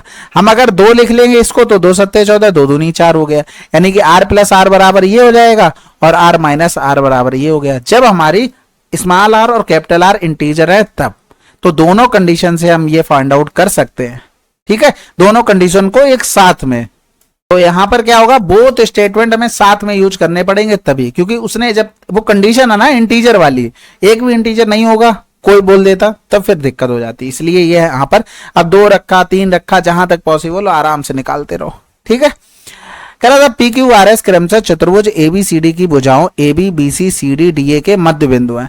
चतुर्भुज ABCD के क्षेत्रफल और चतुर्भुज PQRS के क्षेत्रफल में क्या अंतर है? तो सबसे पहले तो देखो कि चतुर्भुज ABCD की भुजाओं PQRS, ठीक है, ये हो गया हमारे पास कोई चतुर्भुज। कलर चेंज कर ले, एज यूजुअल ध्यान नहीं रहता है कि कौन सा यूज करना है कौन सा नहीं। A B C और D हो गया। यहाँ पर हमको कोई स्पेसिफाई नहीं किया, हम चाहे स्क्वायर मान कर लें, चाहे आयत मान, हम अपनी तरफ से कुछ भी कर सकते हैं, बस कंडीशन हर जगह सेटिस्फाइड होनी चाहिए। तो ये P हो गया, ये Q हो गया, ये R हो गया, ये S हो गया, ये इसके मिड पॉइंट है। जब मिड पॉइंट है तो आपको ये भी पता है, अगर हम एरिया की बात करें तो चतुर्भुज ABCD का एरिया बराबर 2 टाइम्स PQRS का एरिया, ये चीज आपको ध्यान रखनी है। अब हमसे यही पूछा गया ABCD का क्षेत्रफल और चतुर्भुज PQRS के क्षेत्रफल में क्या अंतर होगा। पहला स्टेटमेंट है, स्टेटमेंट एक गायब हो गया, कोई बात नहीं है, इंग्लिश में दोनों लिखे हैं। तो पहला स्टेटमेंट ये कह रहा है कि ABCD is 100 square unit. ABCD अगर 100 स्क्वायर यूनिट है तो PQRS क्या होगा 50। इससे हम डिफरेंस निकाल सकते हैं, बिल्कुल पहले स्टेटमेंट से निकाल सकते हैं। कह रहा है area of quadrilateral PQRS is 50 square, ये फर्स्ट स्टेटमेंट से, ये सेकंड से, यानी कि ये 50 ये दे दिया था 50, तो ये 100 आ जाएगा, यहां से भी हम निकाल सकते हैं, यानी कि हम अलोन, ठीक है, दोनों से आंसर इसमें निकाला जा सकता है। अगला सवाल करें, चलो फिर। अब इसमें देखो कह रहा लकड़ी का एक तख्ता इतने मीटर लंबा इतने मीटर चौड़ा है जिसे बराबर आकार के वर्गाकार टुकड़ों में काटा जाना है। यदि कोई बर्बादी ना हो तो तख्ते से सबसे बड़े आकार के कितने वर्गाकार टुकड़े काटे जा सकते हैं। तो भाई सबसे बड़े आकार की बात करा, यानी कि इसका SCF लेके हमें करना पड़ेगा। तो यहाँ पर देखो ये मीटर में लिखा है, इसको हम 4 to 5 सेंटीमीटर लिख सकते हैं, बिल्कुल लिख सकते हैं। और अगर हम दूसरी कंडीशन में देखें तो इसको 340 इसको सेंटीमीटर में लिख सकते हैं। इनका हमें SCF लेना पड़ेगा, तो SCF लेना पड़ेगा। अगर इसमें देखें तो 5 अट्ठे 40 पचम 25 हो गया, इधर करेंगे तो 5 छक्का 30 हो गया, 5 अट्ठे 40 हो गया, इधर करेंगे 17 चौकू 68 हो गया, इधर करेंगे 17 पना में 85। तो दोनों में कॉमन क्या आ रहा, 17 गुणे में 5, 17 गुणे में 5, यानी कि SCF आ गया हमारे पास 85। तो जो वर्गाकार हमारे पास टाइल होगा वो 85 इंटू में 85 का होगा। भाई ये कमरे में रखा है, हमें बराबर साइज के सारे रखने हैं, तो इसी साइड के SCF के बराबर हमें टाइल लेने पड़ेंगे या फिर कोई टुकड़े वर्गाकार लेने पड़ेंगे जो प्रॉपर हम फिट कर सके। अब ये पूछा गया कितने नंबर के हो सकते, तो भाई 425 340 इतना एरिया कवर करना है, और 85 भाई 85 इसका एरिया है, मतलब स्क्वायर का एरिया यही तो होगा, और एन हमें नंबर में चाहिए। तो इसको सॉल्व करेंगे तो देखो अगर इसका 17 पना 85 हटा दें तो ये 5 बचेगा, इसका अगर 17 पना 85 हटा दें तो 4 बचेगा, तो n बराबर कितना आ जाएगा 20 हमको चाहिए होंगे, तो आंसर हमारे पास 20 आएगा। ठीक है, ऑप्शन इसके रॉन्ग थे। अगर जो आंसर दिया गया था ना वो इन्होंने क्या किया 17 के टाइल ले लिए थे, जैसे 4 to 5 इंटू में 340 इक्वल टू में 17 बाई 17 के टाइल ले लिए थे। यहां से आंसर दिया गया, जैसे 17 हटा दोगे तो इसमें 25 बचेगा, इधर 17 दूनी 34 हो गया, 25 दूनी 50, ये हमारे पास आंसर दिया गया था। लेकिन आंसर एग्जैक्टली ये सही है क्योंकि उसने ये बोल दिया था सबसे बड़े आकार के, तो सबसे बड़े आकार तो 85 बाई 85 यानी कि 85 बाई 85, तो ये आंसर होना चाहिए था। अगला सवाल अब करते हैं। कह रहा था एक घन है जिसकी भुजा 14 सेंटीमीटर लंबी है, उसके प्रत्येक फलक पर 7 सेंटीमीटर त्रिज्या का एक वृत्त पीले रंग से रंगा हुआ है। बिना रंगे हुए पृष्ठ का कुल क्षेत्रफल क्या है। देखो बहुत आसान है भाई, आप जिस कमरे में बैठे उसमें आप देखो कितने आपको फेस दिख रहे हैं, पैर रखे हो उसको भी गिनना है। ठीक है, पहले तो टोटल सरफेस एरिया देखते तो 6 स्क्वायर हो गया, और हर फेस पे आप देखोगे जितने फेस होते उतने ही इसमें गुणा है, उस पे पाई आर स्क्वायर रेडियस के ये बना हुआ है, यानी कि पीले कलर का, उसको हटा देते हैं। इतना ही हमें करना है भाई, इस तरीके से रहा होगा हमारे पास। ठीक है, और यहाँ पर एक मान लो ये फेस पे ये बन गया, इसको हटाना था, तो ये सभी फेसों पे होगा, हमने वो हटा दिया, यानी कि 6 कॉमन ले लिया, 6 का मल्टीपल भी देख सकते थे। और a स्क्वायर का मतलब हो गया 14 का स्क्वायर यानी कि 196। अब पाई आर स्क्वायर जब रेडियस 7 होती है तो 154, तो 2 हो गया, 9 से 5 गया 4, गुणे में 6, 6 दूनी 12, 6 चौक 24, 1 25, 252 आंसर। अगला सवाल, 7 सेंटीमीटर त्रिज्या और 0.16 mm मोटाई वाली एक गोलाकार धातु की प्लेट से 150 डिग्री का कोण बनाने वाला एक क्षेत्र काटा जाता है। शेष टुकड़े को त्रिज्या r के एक गोलाकार मनके में डाला जाता है। सेंटीमीटर में r का मान क्या है। तो सबसे पहले तो एक प्लेट प्रस्तुत की जाए, ये हमारे पास प्लेट हो गई। इसकी थिकनेस यानी कि इसकी जो हाइट है वो हमें क्या दे दी 0.16 mm में, यानी कि इसको लिख सकते हैं 0.16 अपॉन में 10 सेंटीमीटर, या फिर पॉइंट हटा देंगे तो 2 जीरो बढ़ा देंगे, ये हो गया। इसकी रेडियस हमें देगी। अब इसमें से कुछ पार्ट हटाया गया है, यानी कि अगर हम यहाँ से देख लें कोई सेंटर होगा इसका, यहाँ से अगर मान लो ये भाग ऐसे हटाया गया तो ये 150 डिग्री का था, हमारे पास बचा कितने डिग्री का 210 डिग्री का बचा, यानी कि इसी प्लेट का यूज करके जो मैं ड्रॉ कर रहा हूं, इसी प्लेट का यूज करके हमें गोला बनाना है। बात समझ में आई। यानी कि जो प्लेट बची है ना इसका वॉल्यूम क्या होगा, सबसे पहले एरिया लिखोगे तो पाई आर स्क्वायर 210 डिग्री अपॉन में 360 इंटू में हाइट हो गई, और इसी को हमें बेलन में ढालना है। बस खत्म हो गया सवाल। तो पाई से पाई कैंसिल आउट हो गया, आर का मान 7 गुणे में 7 हो गया, ये कैंसिल आउट। तो 3 सत्ते 21, 3 एकम 3, 3 दूनी 6 हो गया। एच हमारे पास 16 बटे में 1000 और 4 बटे में 3 आर की पावर में ये हो गया। तो 4 चौकू 16, 4 3 12 हो गया, 3 से 3 कैंसिल आउट हो गया, यानी कि यहाँ पर 7 बटे में 10 की पावर में 3 हो गया। ये रेडियस की पावर 3, यानी कि यहाँ पर लिख सकते हैं आर बराबर 7 बटे में 10 यानी कि 0.7 सेंटीमीटर। अगला सवाल करें, चलो फिर। एक घनाव की लंबाई चौड़ाई और ऊंचाई क्रमशः इतने इतने की वृद्धि की जाती, घनाव के आयतन में प्रतिशत वृद्धि। तो भाई LVH 3 बार वृद्धि होगी, 10% की वृद्धि, तो 10 से कितना हो गया 11, 20%, 20 पंजे 100, 5 से 6, 50%, 1/2, 2 से 3। तो ये 50, 3 त्रिकानो 99 हो गया, 2 का गुणा इधर कर दो, 2 का गुणा इधर कर दो, 100, 2 ने में 18, 2 ने में 18 19, 98% बढ़ गया। अगला सवाल, चलो भाई CDS तो फिनिश हुआ, अब आते हैं फेस 11 के क्वेश्चन पे, सॉरी फेस 12 पे। एक शंकु की ऊंचाई दूसरे शंकु की ऊंचाई की 3 गुनी है, जबकि इसकी त्रिज्या, चलिए भाई फेस 12 के भी स्टार्ट करते हैं। CDS के तो बहुत अच्छे क्वेश्चन थे, आप लोगों ने अच्छे से अटेम्प्ट भी किए होंगे। कह रहा है एक शंकु की ऊंचाई दूसरे शंकु की ऊंचाई की 3 गुनी है, तो यहाँ पर H1 H2 ये 3 गुनी हो गई। फिर जबकि इसकी त्रिज्या दूसरे शंकु की त्रिज्या की आधी है, तो ये 2 हो गई, ये 1 हो गई। आयतन, यानी कि अगर इनका वॉल्यूम का रेशियो लिखे तो V1 और V2, यहाँ पर जो थी हमारे पास ये हाइट थी, ये रेडियस थी, यानी कि 1 इंटू में 1 इंटू में 3 आ जाएगा, इधर 2 इंटू में 2 इंटू में 1 आ जाएगा, तो 3 रेशियो में 4 आ गया। कह रहा था यदि उनका कुल आयतन यानी कि 4 3 7 की वैल्यू 100 दे दी थी, तो शंकुओं के आयतन में अंतर यानी कि 1 बराबर पूछा गया था। तो यहाँ पर 14 7 98, 2 बच गया, फिर 7 दूनी 14 यानी कि 14.2 के समथिंग आंसर आ जाता। अगला सवाल कह रहा था एक बेलन का पार्श्व पृष्ठीय क्षेत्रफल इतना है तथा इसकी ऊंचाई इतनी है, आयतन इतना है, दशमलव के एक स्थान तक, यानी कि कैलकुलेशन करनी पड़ेगी। यहाँ पर देखो पार्श्व पृष्ठीय क्षेत्रफल क्या होता है, 2πRH होता है, यानी कि 2 गुणे में 3.14 क्वेश्चन में दिया गया है, और 15 बराबर में 3862.2, तो पॉइंट हटाएंगे, पॉइंट इधर 0 हो गया, यानी कि 3 पंजे 15 हो गया, 3 एकम 3, 3 दूनी 6, 2 बच गया, और 3 अट्ठे 24, फिर 2, 3 सत्ते 21, 3 चौको 12, 0 हो गया। 5 से काटेंगे तो 5 दूनी 10, 2 पचम 25 हो गया, 3 बच गया, 5 सत्ते 35, 2 और 5 चौको 20, 5 अट्ठे 40, 2 से काटेंगे तो 2 एकम 2, 2 दूनी 4, 1 बच गया, 2 अट्ठे 16, 2 सत्ते 14, 2 चौको 8 हो गया। फिर 2 से काट लेंगे इसको, 2 छक्के 12, 2 चौको 8, 2 तिया 6, 2 सत्ते 14, और 2 एकम 2 और 2 पंजे 10, 2 सत्ते 14। अब अगर देखोगे तो 15 चौको 60 होता है, और यहाँ पर ये भी बन रहा है, यानी कि अगर हम इसको देखेंगे 157, 4 बार तो गुणा करना ही करना पड़ेगा, तो यहाँ पर 15 चौको 60, 4 सत्ते 28 हो गया, 15 चौको 60 और 2 62, 13 से 8 गया तो 5 बच गया, और 3 से 2 गया 1, एक बार और चला गया, यानी कि आर हमारे पास 41। कैलकुलेटिव है सवाल।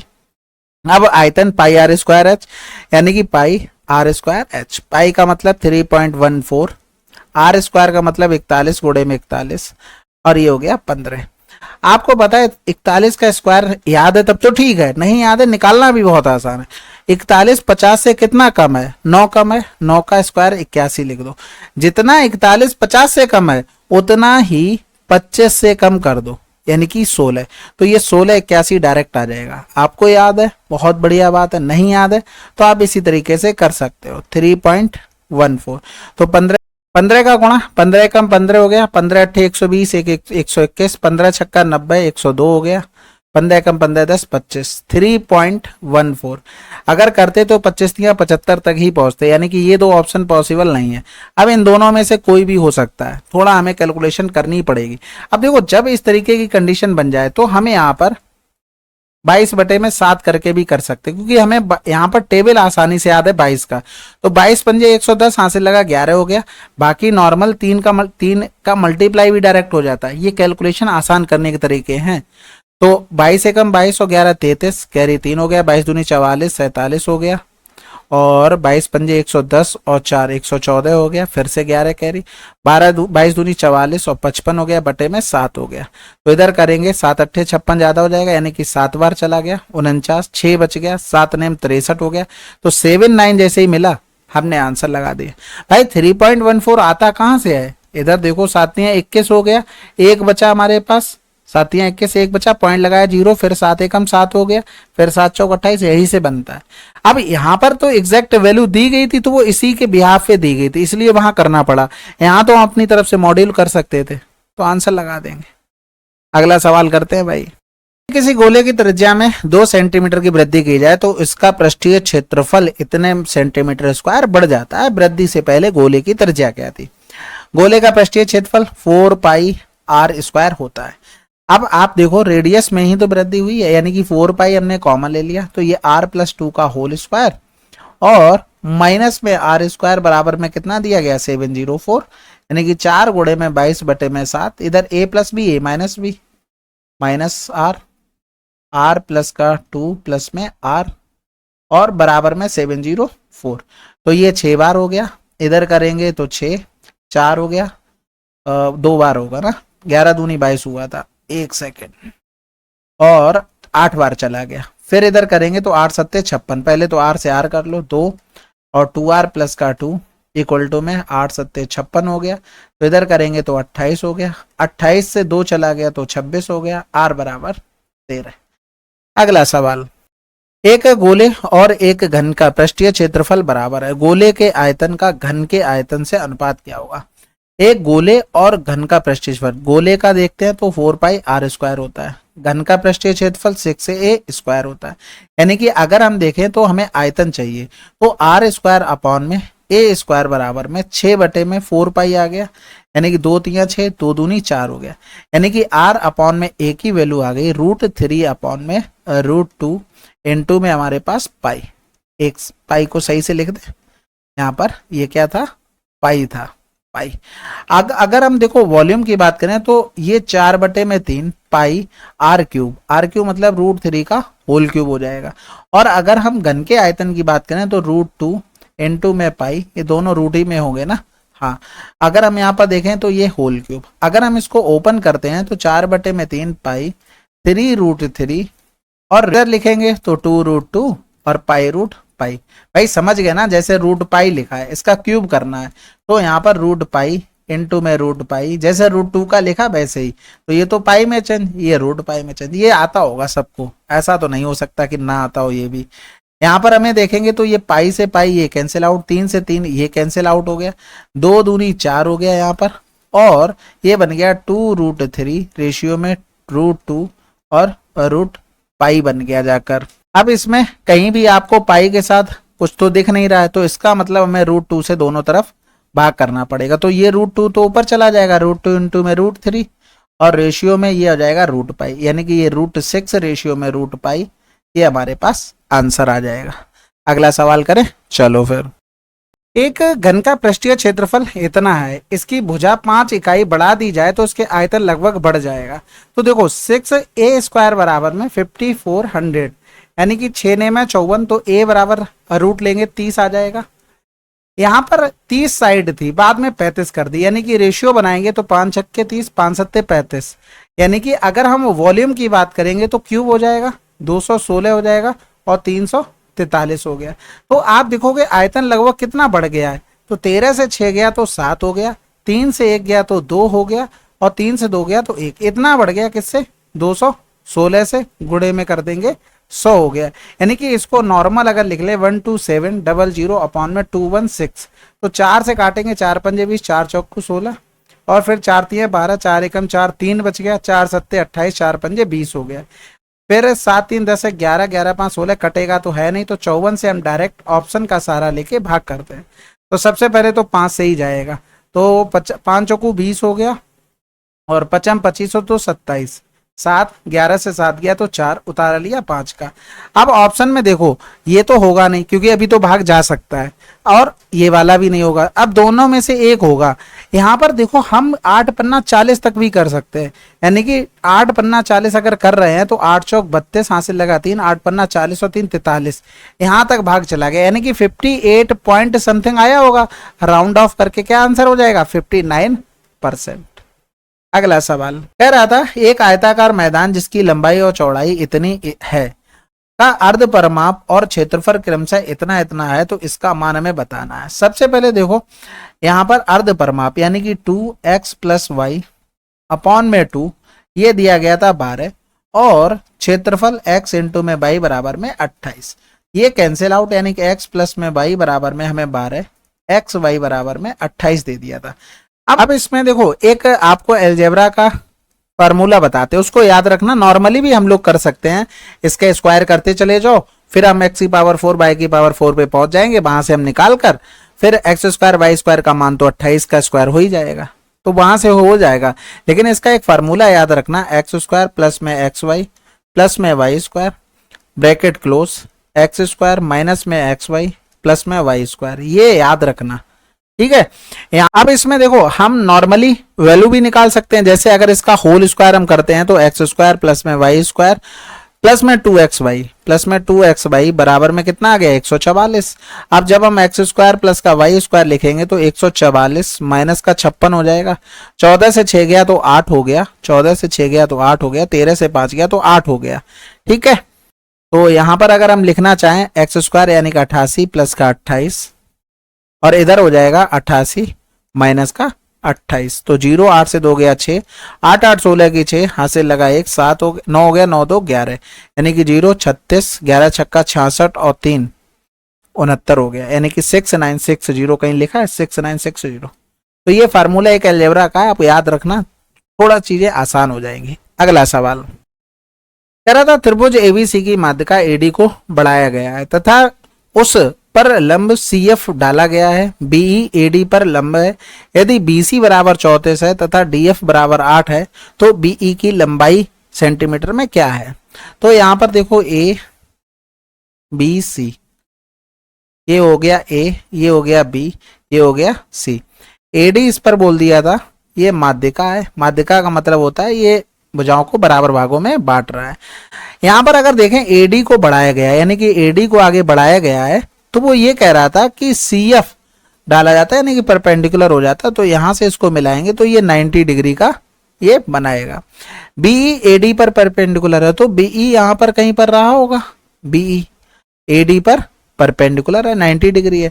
तो एक चीज बताओ, ये शीर्षाभिमुख कोण है तो थीटा थीटा हो जाएगा, ये थीटा हमारा BIP बना है, ठीक है। तो तीसरा एंगल ऑटोमेटिक बराबर हो गया। अब ये ट्रेंगल क्या हो गए हमारे पास? सिमिलर ट्रेंगल नहीं हो गए, कॉन्ग्रुएंट ट्रेंगल हो गए। रीजन इसके पीछे भाई एक साइड हो गया, angle side angle, angle side angle से ये ट्रेंगल कैसे हो गए? कॉन्ग्रुएंट हो गए। इसका मतलब ये है कि DF हमारे पास 8 दे दिया, तो ये F हो गया, ये 8 दे दिया, तो अल्फा के सामने 8 हो गया, तो अल्फा के सामने ये भी तो 8 होगा। बात समझ में आई कि नहीं आई? और हमको दिया गया था BC 34, जब ये पूरा 34 था तो जब दोनों भुजाएं बराबर हो गई तो आधा कितना होगा? 17 होगा। 8 15 17, आपने ट्रिपलेट पढ़ा होगा, तो ये कितना हो गया? 15 हो गया। अगला सवाल करते हैं भाई। ये देखो भाई CPO के 2 सवाल आपके बचे हुए थे, ठीक है, इनको ऐड कर लिया, नहीं तो बाद हम कहते ये छोड़ दिए तो कुछ छूटेगा नहीं, सब कुछ एक तरफ से कवर करते हुए चलेंगे। कह रहा 5 सेंटीमीटर त्रिज्या वाले 3 वृत्त एक दूसरे को स्पर्श करते हैं, उनके बीच आंतरिक क्षेत्रफल। देखो एक बार इसका सोल्यूशन देख लेते हैं, फिर डायरेक्ट रिजल्ट आपको बता देंगे, वो आपको याद रखना है। ये हमारे पास 3 हो गए सर्किल, ये रेडियस यानी कि सेंटर टू सेंटर हमने मिला दिया, ये 5 ये 5 ये 5 ये 5 ये 5 ये 5, ये बन गया इक्विलेटरल ट्रायंगल। तो एंगल हमारे पास 60 60 होंगे, 60 60 होंगे। ये भाग हमें निकालना है। तो सबसे पहले तो देखोगे area of equilateral triangle √3/4 A square minus का πr² थीटा बटे में 360 सेक्टर का। यहाँ पर कितने ऐसे सेक्टर घटाने पड़ेंगे? 3 घटाने पड़ेंगे। या तो डायरेक्ट 180 का गुणा कर दो, थीटा की जगह पे 180 लिख दो, या थीटा गुणे में थीटा थीटा ही रख लो और पूरे में 3 का गुणा, समझ में आ जाएगा अभी क्यों कह रहे हैं। √3/4 ए स्क्वायर का मतलब क्या हो गया, 5 और 5 10, 10 का स्क्वायर। भाई ये टोटल कितना बन जाएगा 10, और माइनस में पाई आर स्क्वायर का मतलब 5 का स्क्वायर, थीटा मतलब 60 बटे में 360 गुणे में 3। ये कट गया, डिग्री से डिग्री कट जाती है इसलिए डायरेक्ट हम काट ले रहे हैं। तो 18 दूनी 36 हो गया, यानी कि इधर √3/25 हो जाएगा, तो 25√3 इधर करेंगे तो 25 π/2 हो गया। तो यहां से अगर हम 25 कॉमन ले लेते हैं तो ये हो जाएगा √3 माइनस का π/2। कहाँ लिखा है 25√3 π/2, आंसर आ गया हमारे पास। अब यहाँ पर देखो रिजल्ट आपको बता दें, 2 चित्र बता देते हैं आपको, दोनों को याद रखना है। एक तो देखो ये हो गया, यहाँ पर आपको ये रेडियस दी जाएगी सभी की r रेडियस। तो यहाँ पर रिजल्ट आप याद रखोगे कि r² √3 माइनस का π/2, ये हो गया इस भाग का एरिया है जो हमारे पास बचा है। और एक हो जाता है ये वाला, इसमें ये हमसे 4 की बात करेगा, तो इसका हो जाएगा r² 4 माइनस का पाई, 4 सर्किल तो 4 आ गए। ये 2 रिजल्ट पे मोस्टली सवाल आ जाते हैं, तो आप ये याद रखना। अगला सवाल कह रहा था 12 सेंटीमीटर ऊंचाई और 7 सेंटीमीटर त्रिज्या वाले एक ठोस धातु के बेलन को पिघलाकर इतने रेशियो के अनुपात में 2 शंकुओं में डाला गया है तथा ऊंचाई 12 सेंटीमीटर रखी गई है। पिघलाने से पहले और बाद में समतल सतह के क्षेत्रफल में कितने % का परिवर्तन हुआ। तो सबसे पहले तो यहाँ पर ये रहा हमारे पास शंकु, एक शंकु ये हो गया और एक शंकु ये हो गया, और ये हमारे पास बेलन हो गया।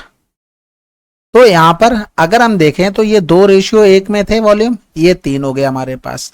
और इसमें भाई ये R1 मान लेते हैं, R2 मान लेते हैं, R3 मान लेते हैं। हाइट तो हमारी दोनों कंडीशन में बराबर है, तो यहां पर इसका वॉल्यूम 1/3 पाई R1² H हो गया, 1/3 पाई R2² H हो गया।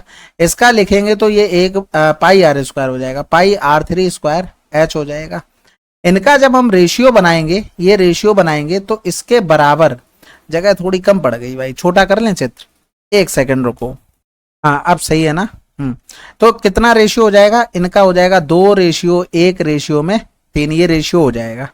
ठीक है, अब यहां से देखो हाइट ये कैंसिल आउट हो जाएगी, हाइट हमने कैंसिल आउट कर ली, पाई ये पाई चला गया। अब जो बचा है उसको लिखते हैं, यानी कि R1² रेशियो में R2² रेशियो में R3² और बराबर में 2:1 में 3, यानी कि R1² बराबर में लिख सकते हैं 6, R2² बराबर लिख सकते हैं 3, R3² बराबर लिख सकते हैं हम 3। ये चीज समझ में आ गई कैसे लिखी, डायरेक्ट जो रेशियो था उसी में हमने गुणा करके इसको डायरेक्ट लिख दिया। अब वो कह रहा था कितना सरफेस, मतलब सरफेस एरिया, तो सरफेस में देखेंगे एक सरफेस ये है, एक सरफेस ये है, और इसमें सरफेस देखोगे तो 2 सरफेस आपको दिख रहे होंगे। तो पहले वाले का देखेंगे तो पाई R1² प्लस में पाई R2², और इसका हमें चेक करना है पाई R3², और ऐसे 2 सरफेस है। तो यहां पर जो कैंसिल हो रहा है उसको उड़ा देते हैं, पहले तो पाई और ये पाई चला गया। R1² का मतलब हो गया 6 और R2² का मतलब 3 हो गया, R3² का मतलब 3 गुणे में 2 हो गया, तो 6 3 9 हो गया, इधर 3 गुणे में 2 हो गया, तो 3 3 9 हो गया, यानी कि अगर देखेंगे तो 3:2 हो गया। तो भाई बेलन से हम चेक कर रहे थे कितना, 1/2 गुणे में 100, यानी कि 50% का टोटल हुआ है हमारे पास परिवर्तन। आशा है समझ गए होगे। ठीक है, अच्छा सवाल था काफी। चलो फिर आज हमारी ज्योमेट्री खत्म होती है, यानी कि हमने 200+ क्वेश्चन किए और बहुत अच्छे लेवल के किए, यानी कि टॉप क्वालिटी के, जैसा कि आपने देखा होगा। तो पूरा वीडियो देखने के बाद आपसे यही कहूंगा कि कमेंट करके आप जरूर बताइएगा कि आपको जो क्वेश्चन का कंपाइलेशन था और सोल्यूशन कैसा लगा। सारे क्वेश्चन आपके जितने भी अच्छे हो सकते हैं उतने आपके कंपाइल करके आपको प्रोवाइड किए जा रहे हैं। ऐसा नहीं कुछ छोड़ा जा रहा हो, कुछ रह भी जाता है उसको बाद में इंक्लूड कर लेते हैं, तो कुछ छूटेगा नहीं मेरी तरफ से। बस आप अपनी तरफ से प्रैक्टिस बनाए रखना। और हाँ, इसकी प्रिंटेबल फॉर्मेट में PDF आपको टेलीग्राम पे मिल जाएगी, ज्वाइन कर लेना। ठीक है, जो बाद में देखेंगे वीडियो उनको तो तुरंत ही मिल जाएगी, लेकिन जो अभी देख रहे हैं थोड़ा टाइम लगेगा, क्योंकि जो गलतियां होती हैं उसको भी रेक्टिफाई करना पड़ता है। तो पूरे उसको रेक्टिफाई करके फिर आपके पास वो पीडीएफ प्रोवाइड कर दी जाएगी, तो उसको प्रिंट आउट करके आप उसका बार बार रिविजन कर सकते हो।